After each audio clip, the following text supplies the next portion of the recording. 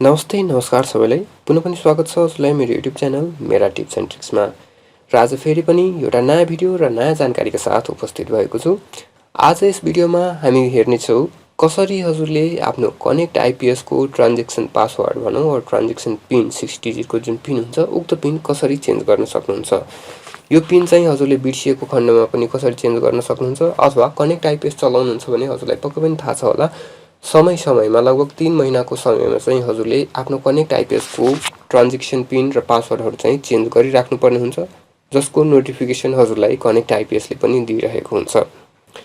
र सोही connect IPS को ट्रान्जेक्सन पासवर्ड कसरी चेन्ज गर्न सकिन्छ भन्ने बारे हाम्रो यो भिडियो रहेको छ। यदि हजुर पनि जान्न चाहनुहुन्छ कसरी आफ्नो ट्रान्जेक्सन पासवर्ड चेन्ज गर्ने हो भने पक्कै पनि यो भिडियोलाई अन्त्यसम्म हेरेर साथ दिनु होला।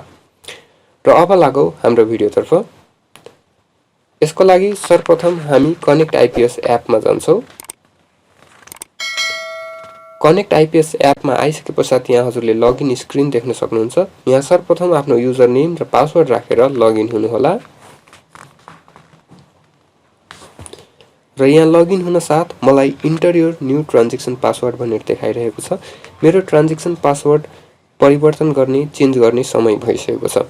र त्यसको लागि यदि हजुरलाई आफ्नो अहिले रहेको ट्रान्जेक्सन पासवर्ड याद छ भने सजिलै हजुरले करेन्ट ट्रान्जेक्सन पासवर्डमा अहिले रहेको ट्रान्जेक्सन पासवर्ड र त्यसपछि नयाँ राख्न चाहनु भएको ट्रान्जेक्सन पासवर्ड राखेर र त्यही नयाँ ट्रान्जेक्सन पासवर्डलाई रिटाइप गरेर यसलाई सजिलै अपडेट गर्न सक्नुहुन्छ।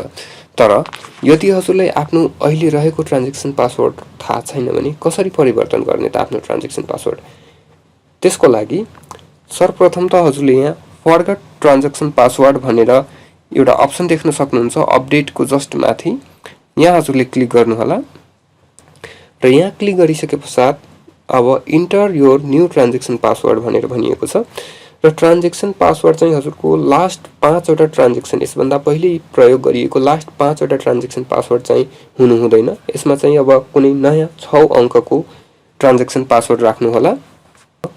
नयाँ ट्रान्जेक्सन पासवर्डलाई राखिसके पश्चात चाहिँ यहाँ कन्फर्म को बटन देख्न सक्नुहुन्छ। कन्फर्म मा क्लिक गर्नु होला र कन्फर्म मा क्लिक गरिसके पश्चात यसलाई अब चाहिँ हजुरको आफ्नो लगइन पासवर्ड यहाँ हजुरले राख्नुपर्ने हुन्छ। आफ्नो लगइन पासवर्ड राख्नु होला। आफ्नो लगइन पासवर्ड राखिसके पश्चात यसलाई सबमिट गर्नु होला। र सबमिट गर्न साथ ट्रान्जेक्सन पासवर्ड चेन्ज सक्सेसफुली भनेर हजुरले देख्न सक्नुहुन्छ। र अब चाहिँ हजुरको ट्रान्जेक्सन पासवर्ड सजिलै चेन्ज भइसकेको छ। र यसरी हजुरले पनि आफ्नो कनेक्ट आइपीएस को अकाउन्ट को ट्रान्जेक्सन पासवर्ड सजिलै चेन्ज गर्न सक्नुहुन्छ।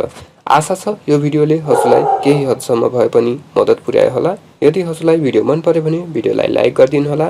च्यानललाई अहिलेसम्म सब्स्क्राइब गर्नुभएको छैन भने च्यानललाई सब्स्क्राइब गरिदिनु होला र बेल नोटिफिकेसन अन गरिदिनु होला, ताकि आगामी दिनमा यस्तै नयाँ अपडेट र नयाँ जानकारीहरुको सूचना हजुरलाई नोटिफिकेसन मार्फत आइरहनेछ।